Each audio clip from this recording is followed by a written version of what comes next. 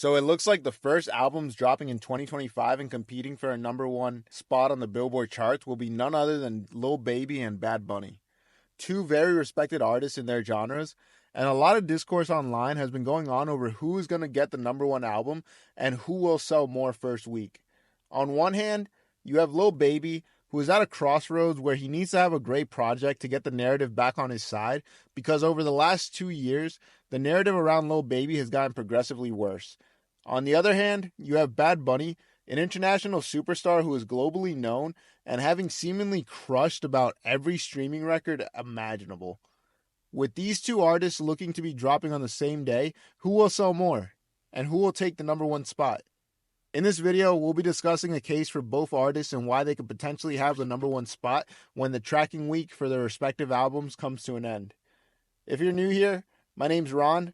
I upload 3 videos on hip-hop every week, so if you don't want to miss a future video, be sure to subscribe. It helps me out a ton, and I'm currently on the grind to 10,000 subscribers, so if you want to help me out on that journey, I would appreciate your help, and with that out of the way, let's dive right into the video. First, let's take a look at Lil Baby's case. Lil Baby is seemingly the underdog going into this.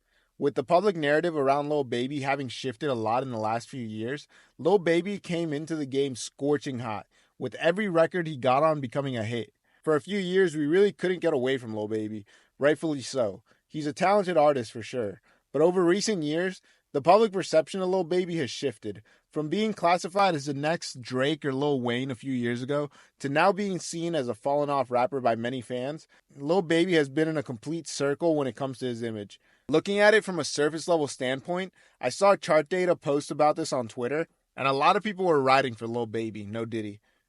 Now, are these fans delusional, or is Lil Baby actually going to outsell Big Bad Bunny in 2025? Well, a lot of us undermine Lil Baby as a very one style, one lane type of artist who doesn't really have much versatility, so naturally he doesn't have that widespread appeal of a Bad Bunny. Also, with all the memes of Lil Baby and seeing him flop with recent singles that didn't really stick too much or chart too well, and a lot of just recent comments and hate that Lil Baby's been getting online, it's really quick for people to write off Lil Baby. But I saw a lot of people coming to his defense in the comments, and it made me think that we have to look at both sides because Lil Baby could have a solid chance here. Now let's take a look at the numbers. Where it stands today, Lil Baby has 31.9 million monthly listeners on Spotify, 73 combined gold and platinum hits, 143 Billboard Hot 100 entries.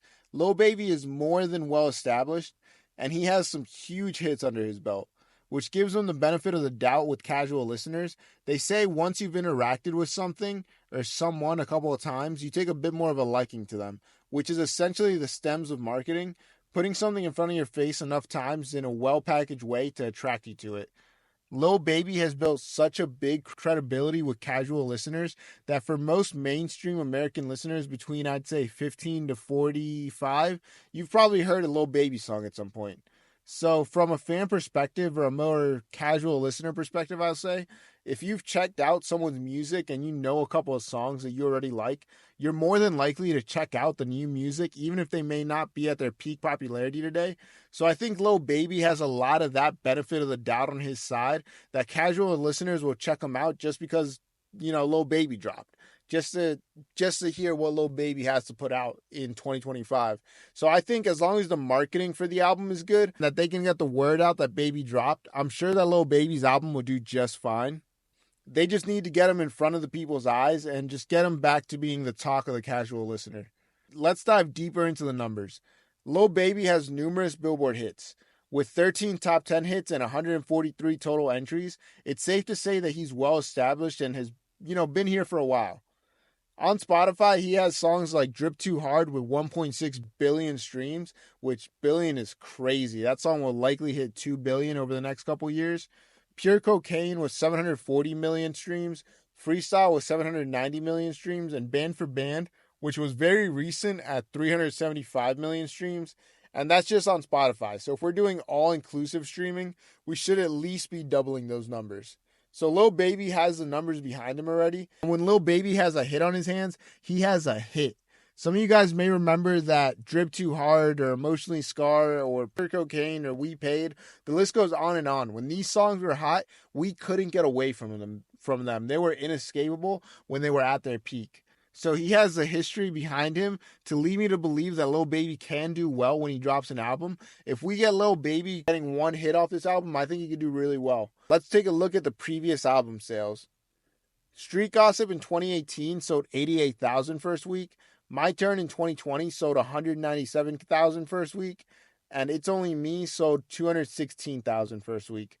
So Lil Baby has a history of an upward trajectory on his side. He's consistently been selling more and improving with each release. So what's going to be different about this release? Lil Baby doesn't have a hit at the moment. With Insecurities releasing right before the album, it didn't really stick. It sort of just came and went. And it was a cool record, don't get me wrong, but it just didn't really have much staying power. Lil Baby is somebody who's always going to go into a rollout needing a hit to carry him through and to have him on the front of people's minds. But without a big song or a big record or a big verse or a big feature this time around, how's he going to do? He's really only riding in off the momentum of Band for Band, if you really think about it, because the singles that he was continuously dropping before the album drop just did not stick at all. They just sort of just came and went. Nobody really stuck around for them. If they did, it was for, the core Lil Baby fans. At the time of this recording, the album just dropped, and it's sounding solid, but there's a long week of tracking ahead, so we'll just have to wait and see. But Lil Baby might surprise us. The biggest thing Lil Baby is going to need on his side is promo.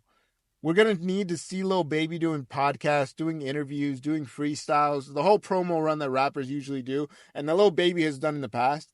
The biggest mistake that Lil Baby will make with the release of this album is believing that he's too big or too established to do a promo run. This could really be the difference between success and falling off. Hopefully, Lil Baby's team has him moving correctly and accordingly this week, because we know that he needs precision with every move he makes to even come close to a Bad Bunny.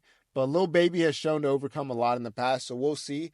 We just need him to do more of this traditional marketing and to really get back out there and just get in front of the people. If we can get Lil Baby, to do a live stream with like a Kai Cenat, I feel like that would be fine. I think Lil Baby's done a live stream with Kai. If I'm not wrong, I think he has. But, it wouldn't hurt to just go on there and promote your album again. But another thing that's going to really hurt Lil Baby is his features. Based on a lot of fan talk and discussion on Twitter, Lil Baby fans are tired of him collaborating with the same artist when it comes time to drop a project. The same 21 Savage and Travis Scott features every damn time. And it's no different this time around, because guess who we got featuring on the album this time? 21 Savage, Travis Scott, Rod Wave, Rylo Rodriguez, Glorilla, Young Thug, and Future. So, the usual features, which is fine because Lil Baby has some chemistry with some of these guys. So it's really cool to see Lil Baby working with artists that he's really comfortable with. But at the same time, the fans want to see you branch out and work with either smaller and up-and-coming artists out of Atlanta or just artists outside of your usual realm of music and, just sort of experiment and branch out more and show that you're a little bit more versatile of an artist. But it definitely would help Lil Baby because it's kind of like, judging a book by its cover. Fans are going to skim the album track list, see the usual features, and they might be deterred by it, not wanting to check out the full project or sort of just skip a couple songs. Now, let's check out the case for Bad Bunny. Bad Bunny is an artist who needs little introduction. With over 69 million monthly listeners on Spotify, 97 Billboard entries, and multiple records with over 1 billion streams, Bad Bunny is one of those artists recognized at every corner of the earth. Like one of the artists that we'll be talking about as an all-time great in 20 to 25 years because of the mass reach and the mass appeal that Bad Bunny has. And it's just absolutely insane if you look at it. Looking at his top 5 songs on Spotify, he has 2 records with over 1 billion streams, one with almost 2 billion streams, and one that'll likely hit 1 billion streams within the next month or 2 months. So streaming-wise, Bad Bunny is a machine when it comes to streaming numbers. Coming up in 2016, Bad Bunny came up around the same time as Lil Baby, but the only difference is that as a Latin artist, you have a lot more mass appeal, and by the time that Bad Bunny broke into the United States music-wise, he was already bigger than Lil Baby outside of the United States. Bad Bunny is one of those artists who shatters records with every release and surprisingly keeps on growing and growing, because at some point, you got to take a step back and ask, how much bigger can an artist really get? Let's take a look at his previous albums. His last project in 2023, Nadie Sabe Lo Que Va a Pasar Mañana, sold 184K first week. And before that, in 2022, Bad Bunny sold 274K first week with Un Verano Sin Ti. And honestly, I won't even keep going because we just know Bad Bunny is going to come and sell well every time. I don't even think he needs a full week to break 300K this time around. He could have pulled a Chromacopia and still sold 300K with this project because Bad Bunny is just an insane artist commercially. And it's really cool to see an artist not only have this amount of success, but the amount of mass brand appeal and being able to dominate in so many international markets is just insane to see from a guy who's what, 29, 30?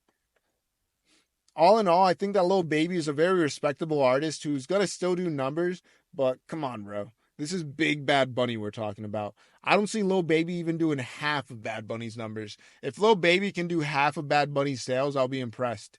And that's not to bash on Lil Baby. He's a really talented artist, and I would love for Lil Baby to prove me wrong. But I just don't see a world where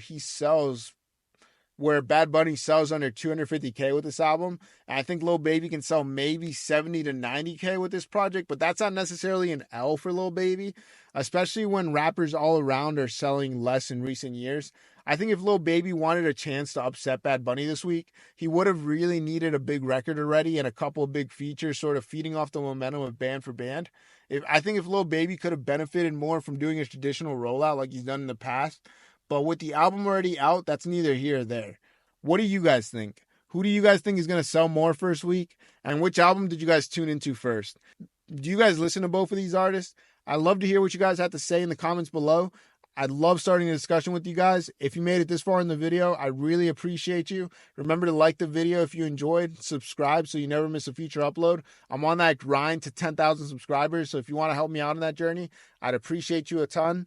Thank you guys so much for watching the video. I hope you guys enjoyed it. Check out another one while you guys are here. And with that being said, I'll see you guys in the next one. Peace.